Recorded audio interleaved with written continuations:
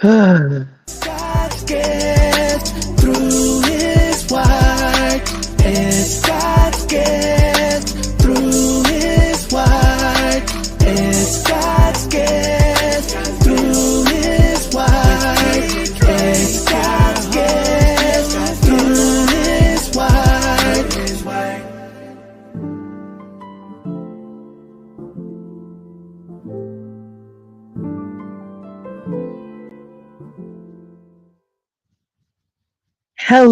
Hello, everyone. How are you doing? Happy Wednesday to you. It, of course, is the day before Thanksgiving. So excited to be with you guys. And I just wanted to get on here and, well, in a way, kind of vent and talk at the same time. So that's what I'm going to do. And I'm walking right now. So let's go ahead and have our chat. So it's the holiday season. Oh, yes. And of course, the times have changed. It's colder, more brisk, and getting darker, all that good stuff. And then you also have family and friends that are getting ready and getting prepared to hang out with each other, gather together. And for some, it's going to be just an amazing time. So much anticipation, looking forward to family coming down or coming up or having people over. You're looking forward to those friends that you haven't seen and just a time to break bread with one another. And it's going to be amazing. And then on the flip side, we have people who have family members they're not looking forward to seeing. And actually, they dread this time where they have to make an appearance. And if they don't, they get a whole guilt trip and a whole night, and then have some friends they don't want to be around and try to play fake and nice. Can we just say family and friends? Let's be honest. Be honest. When there's things that's going on, we need to be 100% honest and speak directly to the situation or the circumstance or whatever it is. Speak and lay it out all on the line, lay it out on the table. Don't try to dance around it. Don't try to just go around and talk and the circular kind of talk. Just be frank. So I bring this up because I was thinking about a couple of things. First, I was thinking about the craft fair, and I thought about it just a little bit. As believers, as Christians, we are supposed to be loving of one another, and it doesn't matter our denomination, none of that, because we're all part of the body of Christ. So no matter what church I step into or where I go, those are my brothers and sisters in Christ. Now, do they act like it? Sometimes they don't. But yet and still, we are all to love each other as family and as brothers and sisters in Christ Jesus, period. There should not be all this extra stuff that goes on either, but sometimes it does. And we just have to be honest. Sometimes it does. We live in a fallen world, and sometimes those things happen. Then, for me, family. I thought when I first discussed it and I first talked about it and really was kind of hinting at it, I didn't really go into my family that much when I first talked about the craft fair. I didn't really make mention of them that much. I had a conversation and I kind of laid it out there in general terms, but it was still bothering me. And it bothers me because as I was a child and growing up, my family has kind of handled me in a way that has not always been in a kind way of being straightforward and really wanting me around. They haven't really. Like, I've been tolerated because I had to be there because I was my mother's child. So some of those things, you're forced to do because you live there, right? So there's no choices for you as a child. You don't have a say. You don't have a position. You just have a do as you're told and be seen, not heard, right? That kind of state state of affair. So anyway, as I'm thinking of the conversation I had with both of my sisters just recently, it's it's disturbing my spirit. It's disturbing me. It's disturbing my mindset, and not to the point that I'm having anxiety. It's not any of that. I don't have any anxiety. I'm not depressed. I'm not none of that. It's just something that's bothersome to me. That the conversation that I had with my sisters seems to me that one of my sisters, her name is Stephanie, that it seems to me like she was hiding her hand in the conversation and using my other sister, Tashi, to be behind her. Now, I'm not calling their names out to put them on blast. I'm just stating so you guys know when I refer to them, and I've talked about them before in all the different podcasts that I've ever done. My family members have always seen me as this crazy person, always. And it didn't help any when I went into the military. And the military, in fact, did what they did. And ever since then, they have ran with the narrative that I'm cuckoo for Cocoa Puffs. They have run on that narrative, not really caring, really, truly, what had transpired in the military. They don't care to know about that, and that's fine. But when MST, military sexual trauma, when military sexual things happen to you, nobody really wants to deal with that. It's better to kick you out and remove you so you just go on about your business and you're out. That's the end of story. There's no more else to say. There's nothing else to do. Just remove you. You're the problem, although someone else take advantage of you, but you're the problem though. So for them not caring and understanding that, they just went down with all the stuff that had been given to me, all the medications and all the things that my mother was very instrumental in doing. So instrumental, in fact, that she let me know that she was behind all of these things for years. I didn't understand it. I didn't understand why I was ending up in a psychiatric ward. I didn't understand it, but then I did. I understood my mother needed to do that. Why? So she could have a payday, right? So there's all these factors, and when I think about my sisters wanting to have a time of celebrating the holiday together, I thought, okay, well, this is wonderful. Maybe we can try to have the operative word try. Maybe we can try to have a good holiday celebration without my parents, them being the ones that kind of orchestrate everything, and my mother being the mastermind. My dad just going along with it, right? Never really stopping her or putting an end to the tomfoolery of it all, just going along to get along. But thinking, well, perhaps if we do get together, we could do, other things. Well, that was a short-lived idea, because when I talked to my sisters, and namely Stephanie, and her saying that she's going to have anxiety, and she's had anxiety, but first what she leads with is my kids, almost like they would be the cause of her anxiety. And I'm on a pause and listening, and like, what? Because it doesn't make sense, right? It doesn't make sense.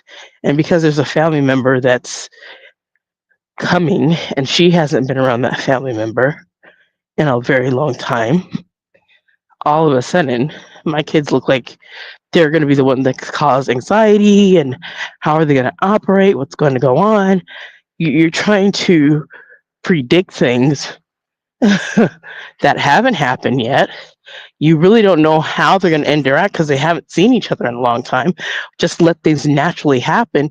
And if something is wrong or something happens, we'll deal with it then. But to try to make up a narrative of, well, what do you think? You can't predict the future of anything. You can't predict how anybody will interact with anyone. That's in general, that's in life. That doesn't matter. You cannot do that. It's like me meeting a person in the store. They don't know my demeanor and I don't know theirs. We don't know how we're going to interact with each other if we were to become friends. That person and I were first meeting, and now they've said something that triggered me, but how would they didn't know that because they don't know me. So they have to get to know me more, right? But I couldn't predict that I would be triggered, and they could have predicted they were going to trigger me. You cannot predict those things. You cannot predict outcomes of anything. All we can do is control ourselves. We can only control what we do. We can't control what other people do, and we can't control the whole entire situation and think that we know how every little bit and ounce of it is going to move. See, I don't think they understood that even though we were talking about this, the plans weren't really all the way solidified. They were getting there. They were being prepared to be solidified, but they weren't all the way solidified, at least not on my end, because I was still waiting for that proverbial shoe to drop based on Stephanie, my sister, because she always says things to me that always cause me like, why can't you just be honest? Be honest. Why can't you just say it was you that felt and had anxiety and were nervous about the whole thing? Why didn't you just talk about how you felt? Why would you want to worry about the children and how they interact? If the teenagers have an issue, we'd be there to help them work it out and resolve it. But other than that, why won't you just lead with, I have these concerns because I haven't been around everyone. This will be my first time. And I could understand that. I could understand that. But being my sister is how she is, that's not how she wanted to move. And then to offer up apology, and as she does offer apologies, they are always really pointless because her apologies are usually flat and they're not really sincere. So I remember one time she apologized to me. Sorry, T. Drake. Well, actually, sorry, my name's Tanika. Sorry, Tanika, for everything that I've ever done to you in the past. Okay, is that good now? I apologize for everything and everything. Like, what? You know, when someone apologizes to anyone, an apology, first of all, is supposed to be sincere and genuine. Secondly, to be specific about what it is that you're actually apologizing for. And thirdly, in order for it to be accepting, realizing that the person said it genuinely, talk about something specific, and then that person has the option to say yay or nay if that apology is acceptable. So when she apologized and said, sorry, Tanika, for what I said, I didn't know that your kids were off limits. That's not an apology. So like I said, I can appreciate it. Did I accept it? Of course not. All I said is, I can appreciate it. I can appreciate your attempt to, but you're not sorry. You're not sorry. What you're sorry about, really, and if it doesn't matter, is you're sorry that you rocked the freaking boat, that I'm out and I'm not coming now. That's your sorry. Because if you would have kept your mouth shut and not said something weird and just stuck to your feelings and how you really feel, then that would have been better. But no, you didn't do that. You decided to throw my kids under the bus and say, oh, well, your kids. I wonder how they're going to feel. I wonder how it's going to work out. What? All kids are extremely resilient. They would figure it out. They would work it out. if there was anything to work out. They would mostly be excited and thrilled to see each other. That's what you would be wanting and thinking in your head. How exciting. That's where I was coming from. Like they'd be excited to see each other and reminisce and create memories together. But no, your foolishness and your weird way of putting things instead of being straight up and down has caused me to say, I'm not going. I don't have to entertain drama anymore like I was forced to do for so many, many years. Forced to be around the family. And if I didn't go around the family, I was guilt tripped. Well, you didn't come around for Christmas. And you know your family member was here. And you know this person came in and you didn't come and all this stuff. Mm-mm. I don't have to do that anymore. Excuse me. And it's a beautiful thing because before I used to always feel quite guilty and feel really sad that if I said no, they would lay it to me. And I'm like, okay, we're coming over, and force my kids to entertain and be in an environment was super uncomfortable. And you knew that drama was going to unfold because my mother is not one that doesn't like chaos. She actually brings chaos and makes everything uncomfortable all the time. And if something went wrong, she slammed the door, and the holiday is essentially what she would want to do is ruin it. And then she isolate to her room. You never see her again for the rest of the night. And that's how it goes. I don't want to be around anything like that anymore. I don't have to. And my kids don't need to see that. They don't need to be around any of that. I had to deal with that when I was younger. And like I've said before in another podcast, the buck stops here. All that trash and garbage that my family used to do to me, I don't want my kids to have to go through that. Now, they're going to suffer on their own when they grow up and deal with other people, but as much as it depends on me, I will keep them away from my family members because the stress and things that they had put me through all those years, my kids don't need that. They don't need any of it. They'll have their own drama, they have their own stuff, but when it comes to their other family members, we can play avoid them and not really play it, mean it. Like if you guys want to go to hang out with them when you're an adult, fine. You make the adult decision and you make the choice to go and look for them. I, on the other hand, I'm good. I don't need to look for them and I don't really want to.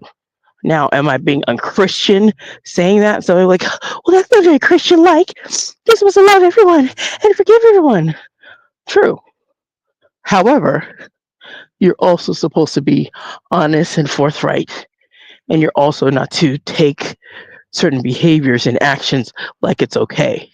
When something is wrong, you call it out and you say it is wrong. Now, if I'll be labeled a troublemaker, then so be it.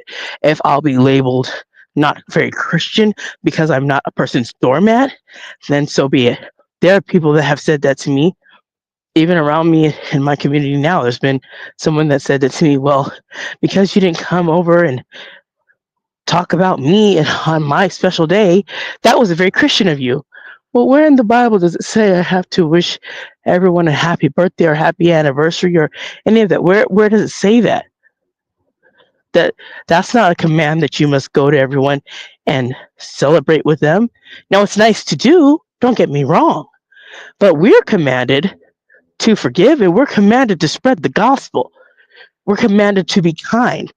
Now, in celebrations that happen, if someone invites me, then I'm going to go and I'm going to celebrate and I'm not going to cause any issue. I'm going to be there to participate and enjoy my time and enjoy celebrating with them.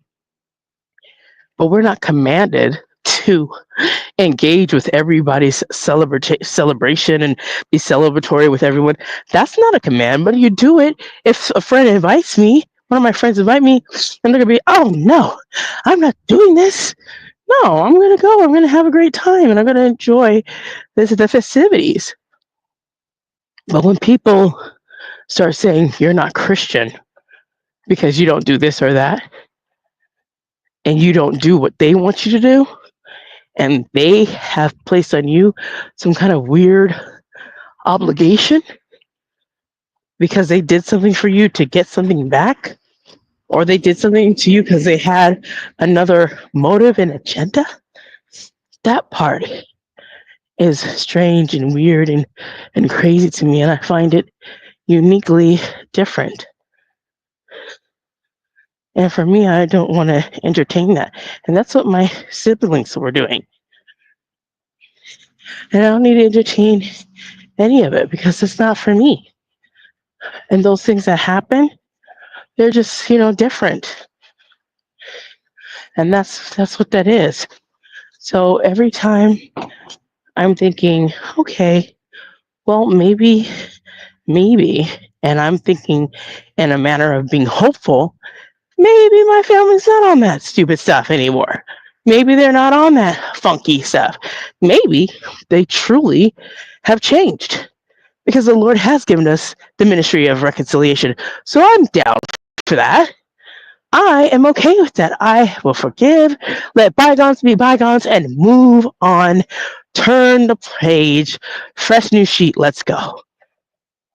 But then I'm forced to go back to an old crinkled page because people cannot be different. And I'm not talking about my friends. And I'm not talking about any new people that I know in my life. I'm talking about my family. It seems like they want to hang out and do the same thing, try to mask it differently, but the same thing. And it was funny to me, even to the point of, well, indirectly, they never even asked me anything. Instead of being direct, it was, once again, they don't know how to talk to me, so they talk to me indirectly, like, well, everything's, kind of together. We just need to get money, like, for food and games. Like, okay, so what does that mean? Are you Are you guys not going to get the food? Are you expecting me to buy the food? Like, what's the deal? But see, because they can't talk to me correctly and they can't talk to me right, they never say what it is. They never actually made a direct statement like, you know what, TDRAKE, Tanika, can you please, like, get the food? In fact, what they said is, we don't know how we're going to do the food, and we don't know, who's going to do the games and whatnot. And I'm like, well, who's like, okay. And I'm like, all right, well, I'm not really sure.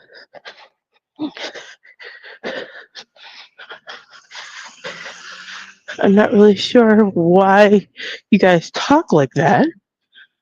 It would be better if you had just flat out asked. But apparently nobody can just be open and honest and just ask. So I don't know. I don't know, but I do know this. I am no longer anybody's doormat. I lived that for long enough. I have gone down that path of being passive, never, ever, for years, never, ever standing up for myself, never having a voice to say, okay, I don't appreciate how you're treating me. Just accept it. Just accept that I was treated horribly and just take it.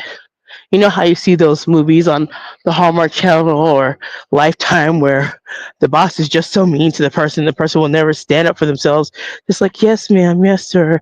And like, and then the friend or the coworker will like, why don't you ever say anything? Why don't you ever stand up for yourself? Oh no, it's okay. I'll just, do as I'm told, but never take an assertive stance. There's a difference between being aggressive, but never take an assertive stance. Ever. Never call things out. Just ride the wave. The wave of being passive. I don't want to be a passive person. And thank goodness that I'm not anymore. If something doesn't sit right and it does bother me, I'll say something. But if something that's just menial and doesn't really need to be addressed, I'm not going to nitpick certain things.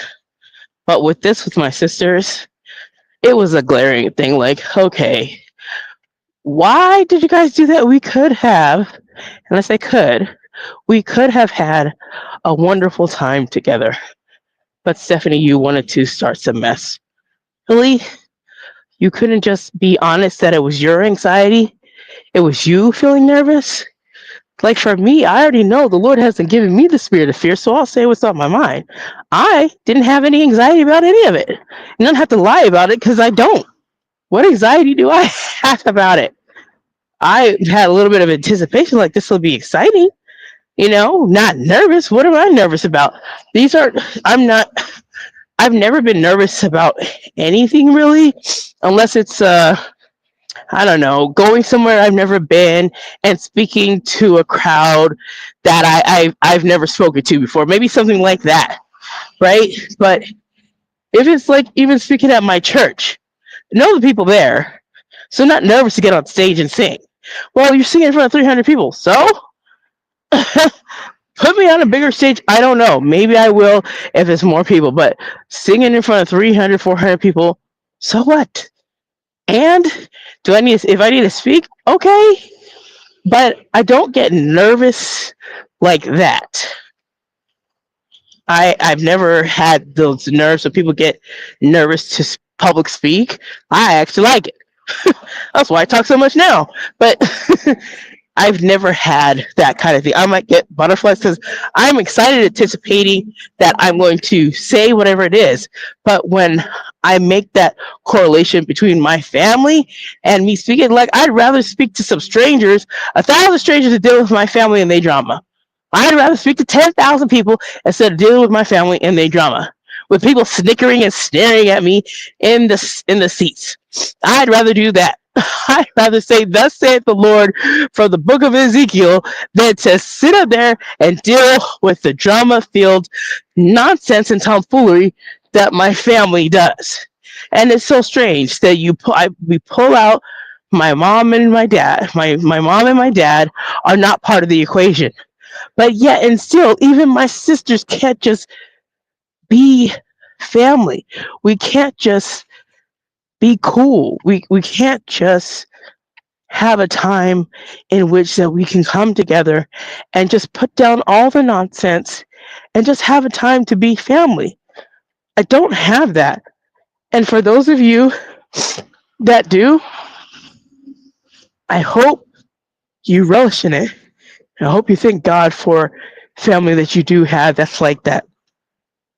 God bless you if you have family, moms and dads and grandparents that just love you and they can't wait to see you and they don't cause you drama. You guys have fun together. You guys love to be together. You guys might have your issues here and there, but other than that, you guys put that stuff with water underneath the bridge. You guys loving each other and you guys keep it moving as families do, right? But then there's those families that it doesn't matter. There'll be a stranger. I was at the grocery store on yesterday, and the young lady told me, she's like, I don't like the holidays. And I asked her, are you going to be spending Thanksgiving with your family? She's like, no, I'll be spending it with my boyfriend's family because they celebrate Thanksgiving. My family really doesn't do that. And then she went to her story that she has a biological father who does it, and then she has her stepdad, and he really doesn't either. And she said, I really don't have a family. So I, hang out with my boyfriend's family. She's like, I just don't want to think about, the holidays really. And I don't want to work my young years away. And she's already thinking about that because family, as much as people say it's not important, it's an integral part of our development as we come in to be people. And it's the first form of society. From the family extends society and everything else. But when you have parents and family members that just cause you angst, then we have people like myself. I'm going to have to separate myself from you. You know why? Because you're on some nonsense. You're on nonsense, and I'm not about to deal with it. I'm not about to deal with your foolishness. And see, for me, it took me a long time to get to the point where I felt okay to not be around them and not feel guilty that I was not participating in the family functions. It took me a long time to do that. But thank goodness I have gotten to the point where I I don't care. I literally do not care if I'm with my family or not. Not at all. You know why? Because it's been so long that I've had to force myself to be around them. And when I was around them, they didn't even care. And they would talk about me like I wasn't even there. So I decided I'm not going to deal with that. So instead of them perpetrating and acting like they care and then talk about me like I'm not there, how about we just, I don't be there and you could talk about me as I'm not there because I'm not there. And we have to play those weird games of, oh, we love you, dear. And for some of you that know, even when I say I love you to my mother, it's like, it's a strange, weird feeling. Like it means absolutely nothing, sad to say. When you say those words and they mean something, especially if you say it to, you have this wife or this husband, maybe I love you. It's supposed to mean something. It's supposed to hit with such a powerful punch like, you love me for real? Yes, I do. When I say those three words to my mother, or she says it to me, it falls flat. There's no meaning to it. There's no love in it. And then there's no love loss for me. All I can say for my mother is that I appreciate her, that the Lord used her to bring me into this world. She'll always be my mother. However, there's nothing else that we have. We do not conversate together. We have never had that relationship even when I was a younger kid. I would always go to my grandmother if it was something, and even try to go to my dad and talk to him a little bit. But when it was anything, I'll just talk to my grandmother. I could never talk to her. And it feels like the same thing with my sisters. I don't understand why they have to be like this. Your mom and dad are not involved. Why can't you guys just talk straight to me? Have they really indoctrinated you with all that funky stuff that they did over the years and lies that you guys just do not know how to communicate with me? Being just frank and honest and upfront, right? Truthfully, you just can't be truthful even in your feelings and your understanding about what's going on with you personally, that you have to use my kids as the way to lead. And the funny thing with my sister, well, I had to lead with that. Did you? Did you really have to lead with that? I don't believe so. You could have led with you. Well, what did you want me to lead with? My niece? What? Don't lead with any of that. Just lead with being honest about your feelings and about the situation. How about that? How about, you know what? I feel that I have some anxiety about the situation. I'm nervous of us coming together and I just don't know what to expect. I just don't know. And it's got me feeling nervous. Okay, then we can mitigate that by talking about that. We can hammer that down. We can provide some reassurance that whatever it is, we will deal with it. And when if something comes up, we will navigate it as it comes. But to make up an argument and run a narrative on something that's non-existent is ridiculous. You're making up a situation that has not transpired yet. And people that understand what I'm saying, you understand. How are you going to talk about something that has not happened? You're talking about something that's not even here. You don't even know if it will be something that actually comes to pass. How are you trying to predict a situation that's not even really relevant because you don't know if it's going to even be like that? I don't understand. But yes, I do. Yes, I do. That narrative about me that has been run on by my family for so long. My sisters have drunk my mother's crazy Kool-Aid about how they are to deal with me and how they are to talk to me and all that stuff that I had to deal with going through the military and all that foolishness that it has spilled over. And because my mother profited off of my benefit, off of my batch from the military, and got away with doing the money thing and doing all that fraudulent stuff, so much so that she got a house and so on and so forth, that she did that stuff and got away with it. And the government may or may not, I don't know, they may never find out that she was being fraudulent, but it is what it is. But because she did that and she got over with it and she did all the stuff with the medication and everything, and my sister's like, well, she must be crazy because the government gave her all this stuff. And never ever once has any of them sat down and said, well, what really happened in the military? Can you tell me what really happened? Nobody ever asked. Did they ever ask how I actually ended up in Ward 4 in Wilford Hall? Did they ever ask how did they land you there? How did you get there from basic training to there? Like, what happened? Because there's always something, right? Someone doesn't just end up in the emergency room at the hospital because one day they say, hey, I'm going to cry emergency, and just walk into the emergency room, and they're walking in there all good and strong and, emergency, doctor, take care of me. Well, what's wrong? I don't know, but just make it an emergency and take care of whatever's not here and just do it. That's not how it works. And everybody with a commonsensical mind understands if there's an emergency, something has happened. There's something that happened while you were at the emergency room. Something transpired for you to go to urgent care. Something in your body has happened, but there is a beginning. There is something.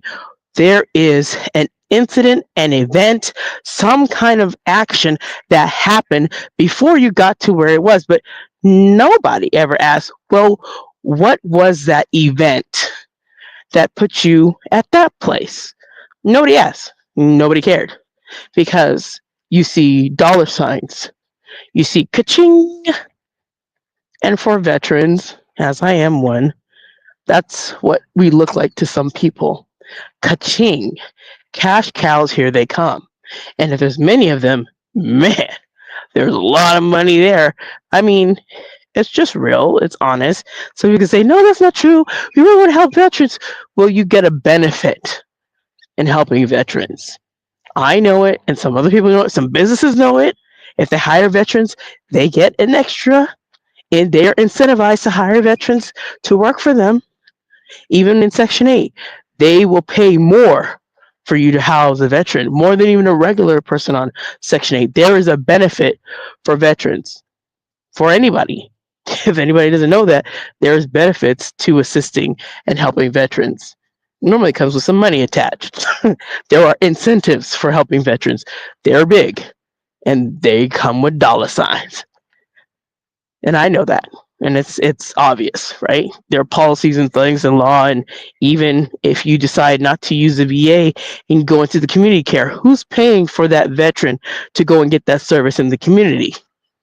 The VA. So is there money attached to if you assist that veteran in the community? Yes, because VA is going to pay for it. Understandably, like I said, there's money attached. Back to my family. I'm taking a longer walk than usual. I'm walking through the park. And if you guys can see in my little circle, there is something called Maricopa. And so for those of you that are in my area, and you may know who you are, if you are in Maricopa, the city, not the county, then Maricopa is happening December 2nd. which I will be attending and going to. I won't be a vendor. Like, oh my goodness, I will not be a vendor. But last year when I did go, it was super fun, and it had so many people there. It was great, but it was super cold too. So I can go around, and I bought something from a lady who had her paparazzi tent up, and it was a really good time. So bring your kids out, enjoy that, and I'll be working on another podcast soon that I will be talking about these events, including also, FYI, a farmers market coming up for January in 2025. So they are looking for vendors and sponsors for 4,000, sponsors for 2,500 to bring out the very first farmers market, and it will be at CAC, Central Arizona College, and that will be in January. So when I do that podcast, I'll be putting out all these things and some of the old things from 2024, because that's what I'm going to be working on as well. So super excited about these events that are going to be coming. So definitely continue to watch out for that. So that's just good stuff, right? That's just good stuff. So anyway, back to my family. I got sidetracked with the events here in Maricopa, the city. Anyway, so family, you just got to be honest, right? Be honest and tell people what it is that you really want.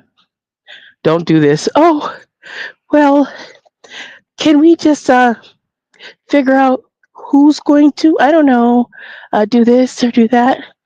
No, you don't have to figure that out. Just be honest. And sometimes people can't be honest. They can't do that. And it's really ridiculous and sad. So I'm learning about all that stuff and thinking about all that. And as I'm thinking about my family, I'm like, okay, it's a very cool thing to think about. But at the same time, it's cool to know that I have friends and immediate family that's going to have a great time together. Because when I hang out with my kids and I hang out with my friends, we have a good time. Like after Thanksgiving, I'm making a little rendezvous for some girlfriends of mine, and we're just going to meet up and have a little, little lunch and just have a great time just being amongst each other. And I like doing those things. I've always liked planning little events for gatherings to get together. I love doing that. And if I had time to learn how to be a major event planner, I'd be planning events left and right, because ain't nothing like a great party. And I'm not talking about those weird parties. It's nothing like a good, wholesome party. Okay. Wholesome one, a good, solid one with food, family, and friends. And sometimes your friends, and I guess for me, they become like family. And there are friends that say, if there's anything you need, just call me. And they say it all the time. I have friends that say that all the time. And then they get really angry and annoyed. Like, why did you ask me? You know, and I've seen it happen with my friends, even when I've invited them out. Like for my birthday, I'll give you an example. We have this friend. And she's a beautiful young lady, and we all know she doesn't have a vehicle. So I always offer to pick her up. It's just a thing that I do because I know she doesn't have a vehicle. So I don't want to take no stupid Uber or Lyft. It's okay when you need to use it. If she's going back and forth to work, I get it.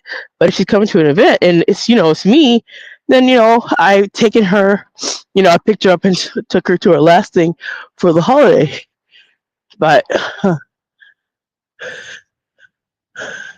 they're honking. But anyway, sorry, you guys. I lost my train of thought because the guy was just honking for no reason, going around the roundabout. Like, what are you doing? Anyway, squirrel. It's one of those things. But anyway, so what ended up happening was my second birthday, because I started last year. I planned my event and we went to Look Cinema and did a whole day, right? And so this one, we're going to a dinner and a play. So I already have in my mind that I will take her home. So she hasn't told me that she's gonna get there, how she's gonna get there. She said she'll just take a lift to the restaurant. So I said, okay, fine. Well, when you're at the restaurant, after the restaurant, you just come with me. I'll take you to the plane, and then I'll just take you home. Her and another friend, I'll take them both home. So my other friend also, she would have to catch a ride or wait for a ride. So I said, no, I'll just take them both home because they're in the same area. They both, live in Phoenix. So I'll just take them both home one after the other. So that's my plan because those are my friends. So I'll just make sure they get home.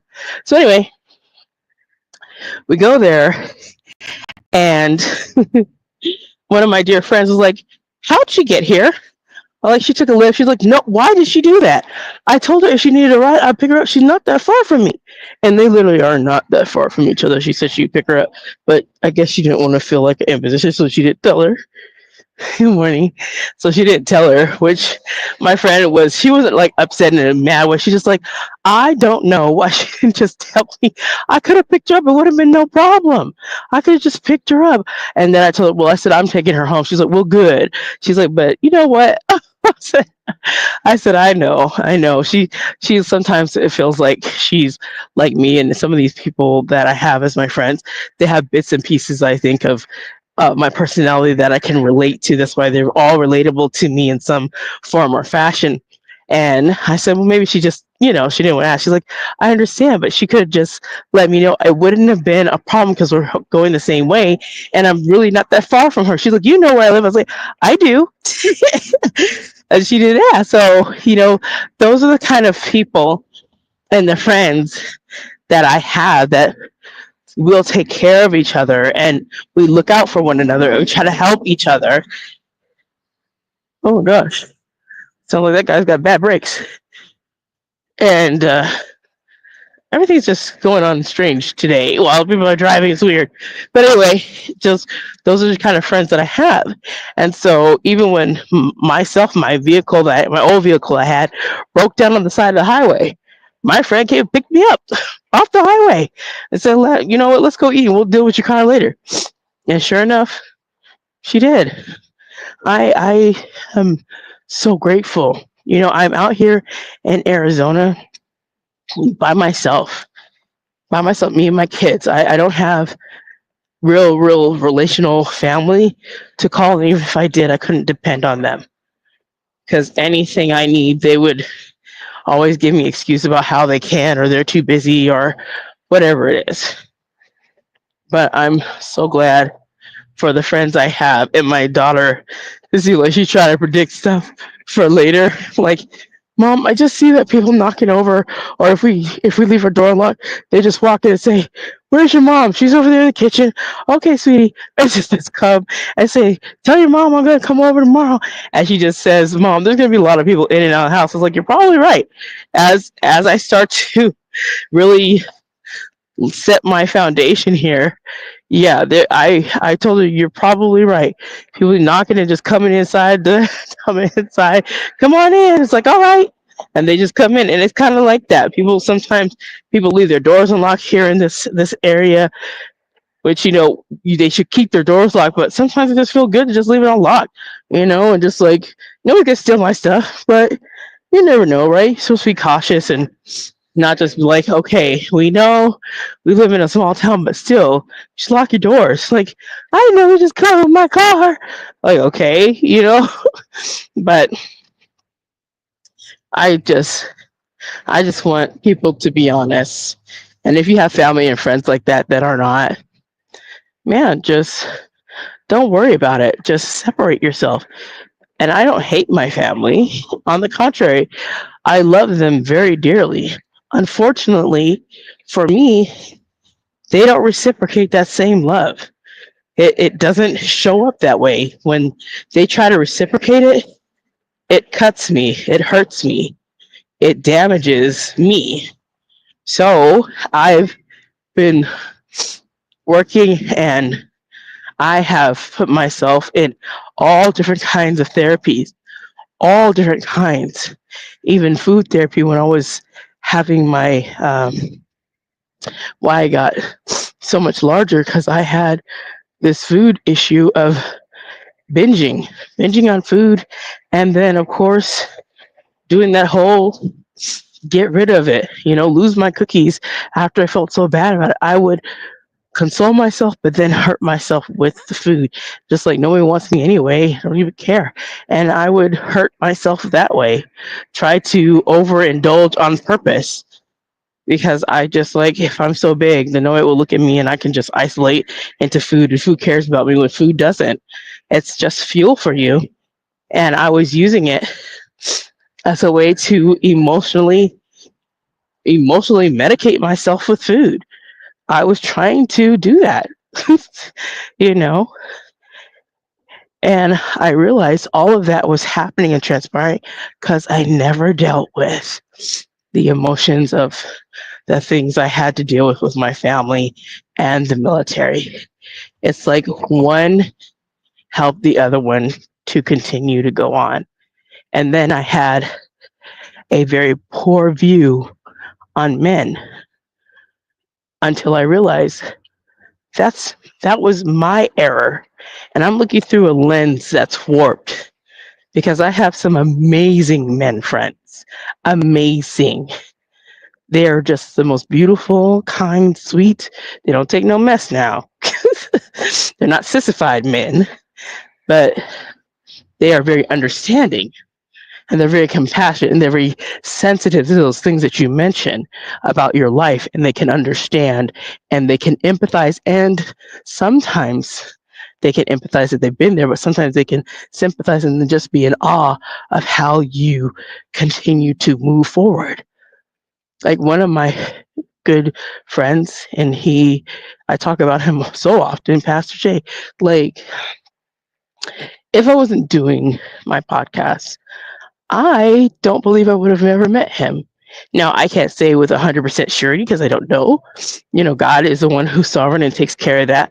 But I know as I was doing what God called me to do, and still calls me to do my podcast, still calls me to share, still calls me to put my testimonies out there and put things out there for others to be inspired and uplifted. And for me, it has never been about the numbers because I have any numbers when I first started. I had 0 listeners. So it's never been about the numbers, but it has been about people, and it has been about somebody's going to come over one day and they're going to hear this message. It's going to resonate and it's going to hit them. I'm like, you know what? I have a similar situation. It's not exactly like hers, but my brother's acting real funky. He's acting real stupid. It could be 2 brothers, right? It's not just based on woman. It could be 2 brothers. You're like, you know what? She had the same issue I have with my knucklehead brothers, and they on some stupid stuff. And I ain't down with that mess. It could be that too. I mean, whatever it is, it could be a sister and brother not agreeing. You're like, you know what?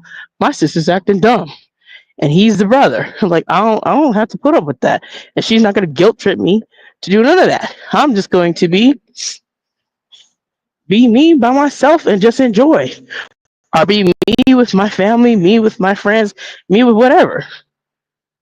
But the point of all of this is sharing to about this is because when we don't share, and for me personally, when I don't get these things out, like I used to hold all these emotions in and never let them out. I would do that and it would be crazy to me because it would be something that would hurt me. So when you don't let those emotions out, guess what happens? They sit inside of you, they fester, and then you take it out on somebody unsuspectingly, unknowingly to you. Where you said, I just put it behind me. It's water in the bridge for me. I don't need to deal with it. Well, we need to deal with those things. We are emotional, spiritual beings. You can't just say it's water in the bridge, but you've never actually dealt with it. You've never actually talked about it. You've never actually got those emotions of that pain that it brings you, or the anger that is inside of you, or the sadness or the hurt that you are experiencing, you never actually addressed it. You never gave the emotions a name. You just said it is what it is and you kept it moving. And to a point, I understand that statement. It is what it is. Great. Well, if it is what it is, let it be that. But then at the same time, let's address it and then let it be what it is. Right? Let the chips fall where they may after you address it. But let's not hide. Let's not say, oh, this is great. I don't have to deal with them, but you don't talk about how it hurts you. Because to be honest, that was really painful to me. That hurt me and it saddened my heart that my sister still had to talk to me in that manner, in a circular form. They couldn't just be honest about what it really was. They had to use something else to open the line of dialogue. So they had to lead with my kids. You couldn't just put the kids aside and say, you know what, I'm nervous about everybody coming together, and more so, Tanika, I'm nervous about you and I coming together because we haven't been around each other since the last time you came in, and I'm nervous about how that's gonna work out. Like, be honest about what it is. And when you're not, you just create this false sense of everything's good, and it's not. In order for things to be worked out, you have to deal with the issue. And my sister's been doing this stuff for a long time. She's done this stuff for so long. She's moved in funky ways like this for a long time. And then just want to act like everything's kosher and everything's good and everything's copacetic, and it's not. And that's my issue. Like, you just need to be real. You don't have to, they say keep it a buck, keep it a bean, keep it 1,000, whatever it is. I just want you to be honest. Can we be honest? Can we be upfront? Can we be forthright? Can we be truthful? Can we just present the real? How about that? Can we just do that? Let's stop dancing around, pussyfooting here. Let's stop tiptoeing and eggshelling it. Just lay it out and let's hit it head on. But unfortunately, as I have seen, and the Lord showed me, this is it. And I'm not going to say the Lord said. No, the Lord didn't say anything. I'm not going to lie and say the Holy Spirit said nothing, because it is not true. But the Lord is able to show us things, and we have to be paying attention. You just need to pay attention. When the Lord shows you stuff, you pay attention. You don't ignore it, what he's showing you. And so he showed me who my sister still is. She hasn't changed. In my head, I was like, oh, yes, this is another opportunity to extend the olive branch and, kind of open that door, and let's just start afresh. Let's just start new. I'm all for it. Let's go. But with that mindset for me, which I still have, I still would want to have that one day, but I realize that day is not now. That time is not now. I still need to be away from them and let them deal with themselves and let the Lord deal with them, because I can't change how they think about me. I can't change how they view me. And how many times, as Pastor Jay said, there's people in your life that want to keep that old jacket on you. And they think about you in that old way. My family, my sisters, my mom, my dad, all of them, they still view me the exact same way. They haven't changed how they view me. I'm still the Cinderella. I'm still the crazy Cinderella. I'm still that person, like, don't think anybody's attacking you now. Calm down. You don't have to do that, because there was never anything wrong in the very beginning. But because you guys ran on some crazy narrative that you all created, that you guys ran with and didn't really care because you were so money obsessed, that's all you saw. That's all you care about. And with that, the Lord has allowed me to let some things go. And I'm at this point, like I stated on yesterday's podcast, I truly have forgiven them for that. But what I won't do is I will not allow anyone anywhere to say how I used to be and use that as that's my present way of being right now. You don't get to do that. And I want to encourage anybody who's listening, don't allow anybody to put a narrative on you or say you're this way. And you've changed. You've grown. You know you have. You know the Lord has changed you. You know the Lord is changing you, and you're becoming different. You're changing. You're evolving. You're spiritually growing, and they are trying to keep you in this old jacket, this old way. Well, you used to be like that. You used to be like that. You're still like that, but you're not. You're not those things. You're not that person. You're not those old behaviors and actions that you may have done some years ago. Well, that's like 20 years ago. You used to be this wild and out person, but you're not that person anymore. Yes, everybody has a past, but to keep someone in that way and say you're never going to change, you're going to always be the same because they want to see you in that same old light, it does a disservice to the relationship, and it doesn't help it to grow. It doesn't help it to mature. It doesn't help it to turn into something better. It just continues to perpetrate the old. And it says in the Bible, we are a new creature. In Christ, you're new. And guess what? The old has passed away, and the new has come. So with that, you know what the Lord has done for you. And you stand convinced of that. So for me, I continue to learn. I'm not going to be naive like I used to be, like, oh, it must have been something I said. It must have been something I did. It must have, I don't know. Maybe I could have been nicer or kinder in my talk, when it's not me at all. It's how the people perceive me. And if their perception is wrong, it's just wrong. So I'm not going to try to be anything but who God called me to be. It does sadden me, and it hurts my heart a little bit that what I want at this point in time, I'm not going to get. Excuse me. And what I mean by that is I want to have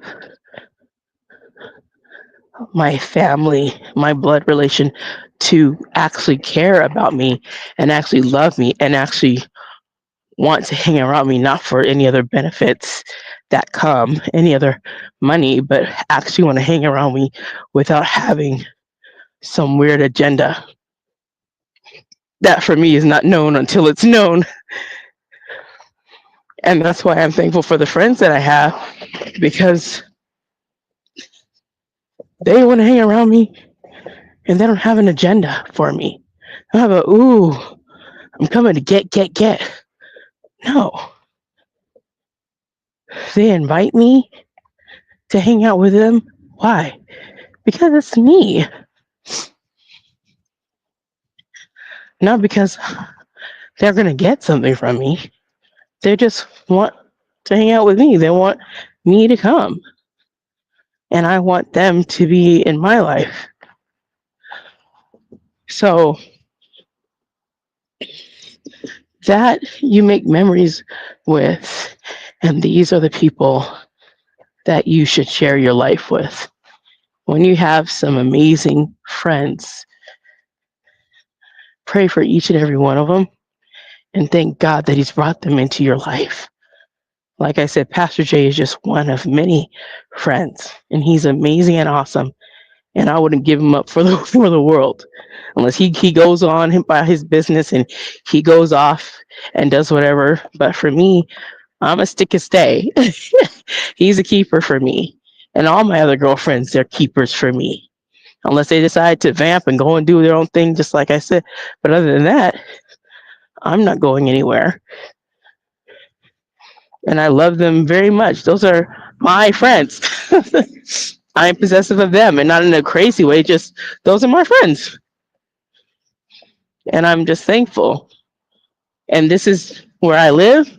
This is my community. These are my people, even with their bad, nasty disposition. But I live here. I love where I'm at. I love where the Lord has placed me. Yeah, this, we have issues. Like any community has issues, right? But it's still my community. I still live here and I enjoy living here. I enjoy seeing the palm trees. They're so beautiful. I enjoy seeing all the different types of cacti and all the different types of shrubbery. I enjoy seeing the same people that ride their bike in the morning because they see me and like, good morning. They see you, they go to say it. Good morning. You better say it back. You know, you might get a head nod back. But thank God he has placed me where I know he wants me. He's placed me in a specific area for a reason. God, as I've shared and all the time, God is a God of intentionality. He's not a God of just, oh, I don't know why this happened. Let me figure it out. No, God knows everything about me. He knows everything about you. So you think, oh, Lord, don't you see this horrible thing I'm going through? Lord, do you see how these people are treating me? Absolutely, 100%. Yes, I do. But will you wait? Because I'm going to show you. Be patient. The word reminds us to be still and know he is God. You be still and let God do what he's going to do. God's not sitting up high looking low like, you know what? That what's happening to her or him is really horrible. And it's too bad that I can't fix it. That's not it at all. Right? That's not it at all. When so when you're going through anything and you think the Lord doesn't see, that's not true. But what you should be thinking about when you're going through, and I had to do this. Now, this is going to be a lot harder to do than I say. But when you're going through a hard time, and I mean it's hard, it's just looking like midnight black on top of midnight black, the bleakest, darkest, deepest hole, and you're like, okay, this is it. I have no idea how I'm going to get out of this thing. I don't know how this is going to work out. Well, let me tell you, this is the part where you not only pray, but you press into the Lord more and a lot harder. And you hold on to him with everything you got, no matter what, through your tears, through the hurt, through all of it. You hold on to him because you know he's going to work it out. And whether in life or death, he's going to be there with you. And sometimes the road ahead looks scary. But if you remember, God said, I go before you and I will uphold you with my righteous right hand. Every step that you take is a step of faith. And if you step and walk out in faith, don't you know he's already gone to that step? He's already been to where you're going to go. You're just now arriving. He's already been there.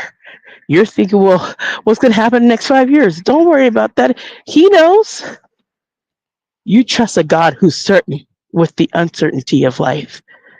I don't have to worry about what's going to happen tomorrow because I don't need to. The Bible tells us that. Matthew 6:25-34. Check it out. Do not worry. Paraphrasing, I'm gonna paraphrase that whole area because I read it often. You don't need to worry about what's going to happen tomorrow. Tomorrow has enough troubles of its own.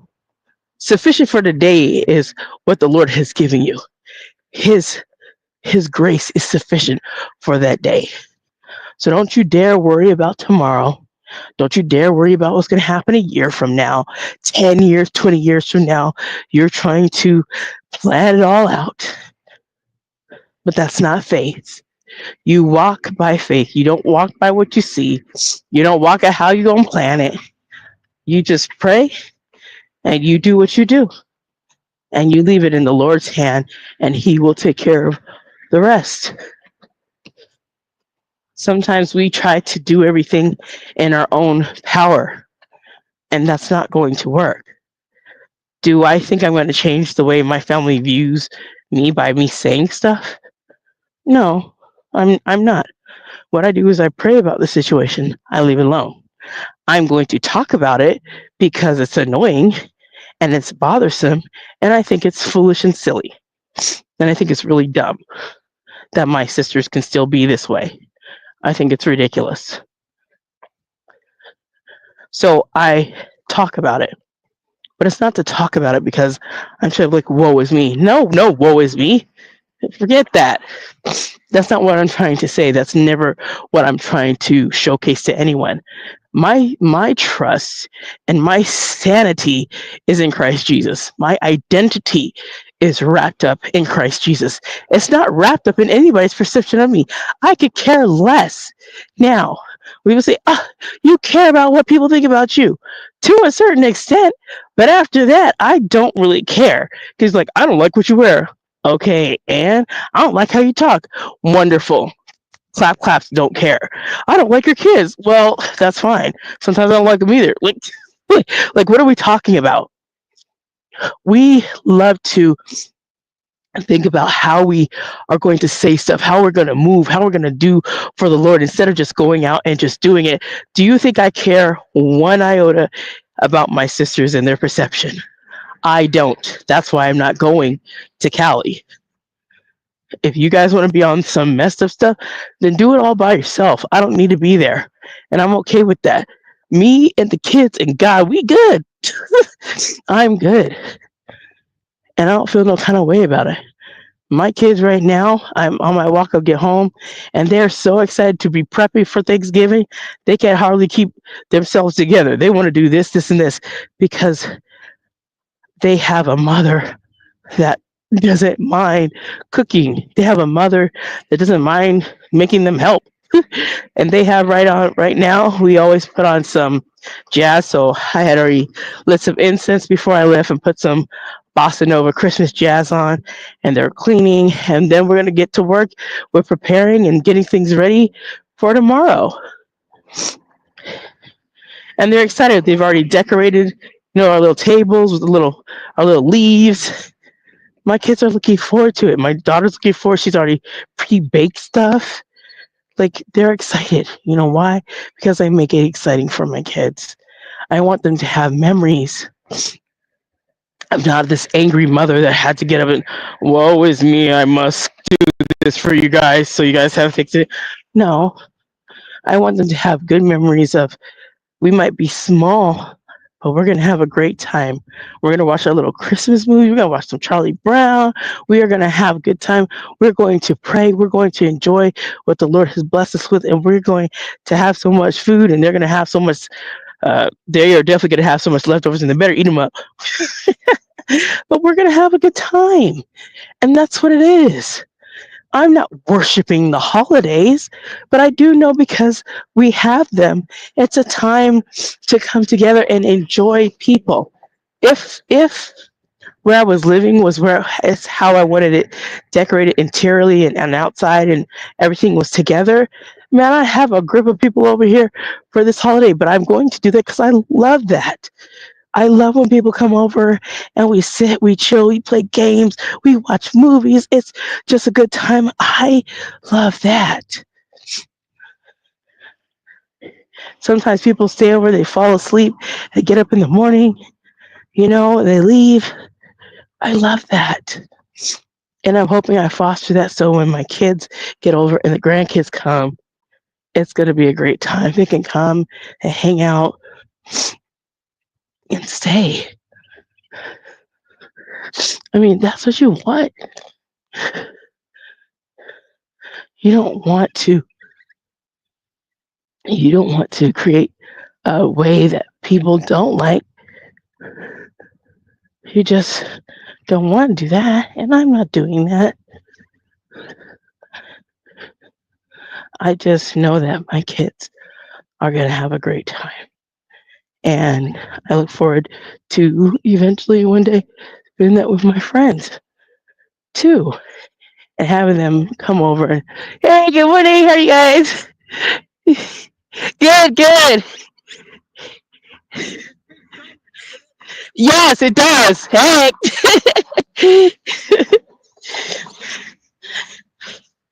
So see, even me, I'm talking to people just in my community.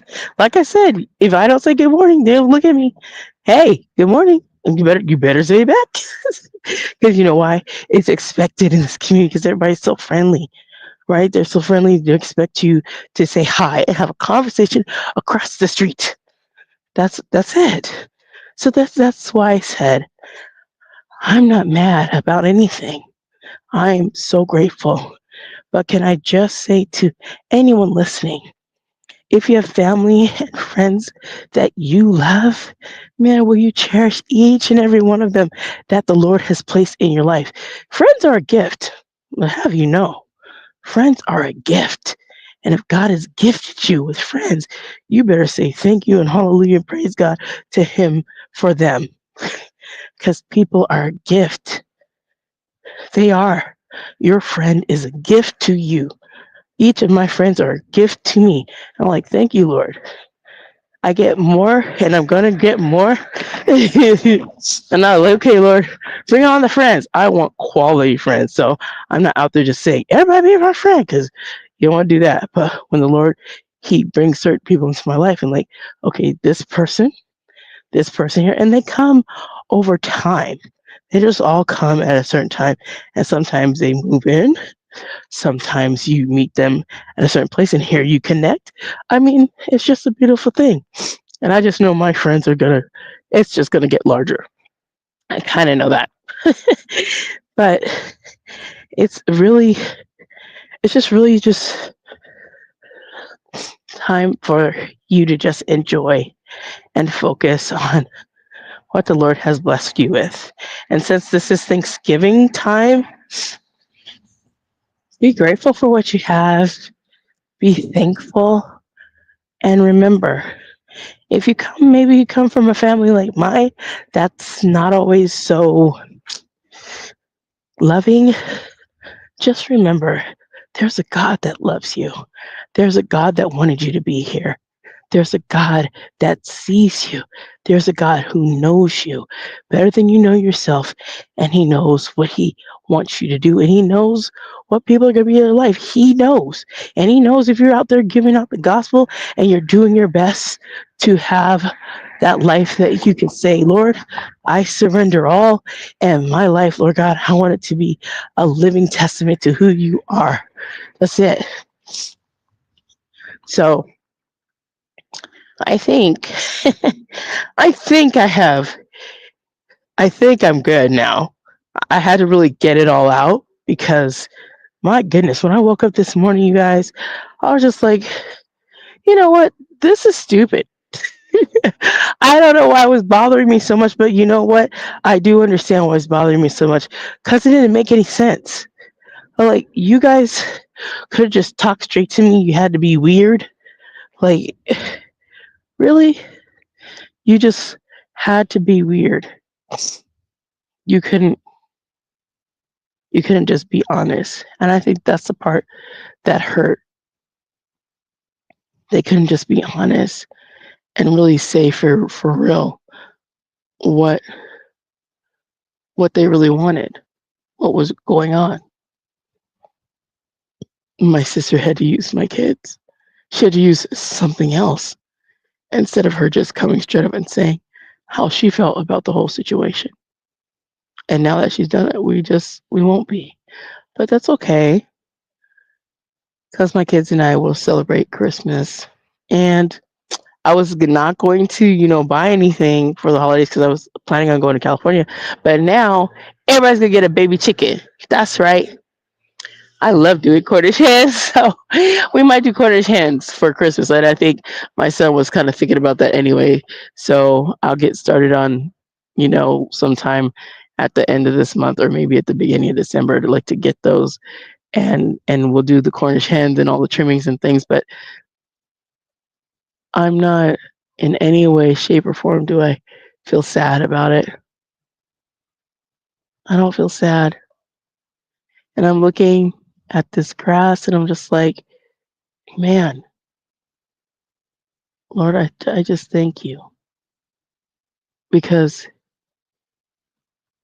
there have been times when I felt so alone and that nobody in this world cared about me. And there's a lot of people that didn't. And being around my family, man, some years ago, it was truly was a nightmare. It wasn't fun at all. And it took me back.